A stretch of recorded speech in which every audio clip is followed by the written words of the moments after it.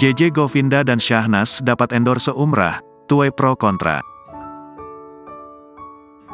JJ Govinda dan Syahnas Sadiqah baru saja disorot karena masalah rumah tangganya. Syahnas Sadiqah diketahui berselingkuh dengan aktor Randy Kejaernet.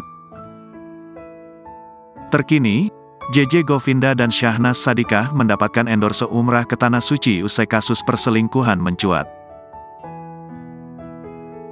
Agen travel umrah yang memberikan endorse kepada JJ Govinda dan Syahnas Sadiqah pun menuai pro kontra. Agen travel umrah tersebut dicibir Aji Mumpung memanfaatkan kasus perselingkuhan yang dilakukan oleh istri JJ Govinda, Syahnas Sadiqah.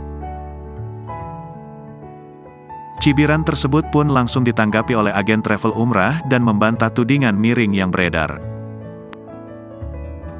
Pemilik agen travel umrah melalui Instagram @fatmanda menjelaskan bahwa JJ Govinda sudah berencana bergabung untuk endorse sebelum perselingkuhan Syahnas Sadiqah ramai di media sosial. Dikatakan akun tersebut, JJ memang telah berencana untuk umrah dengan istrinya di bulan Oktober tahun 2023.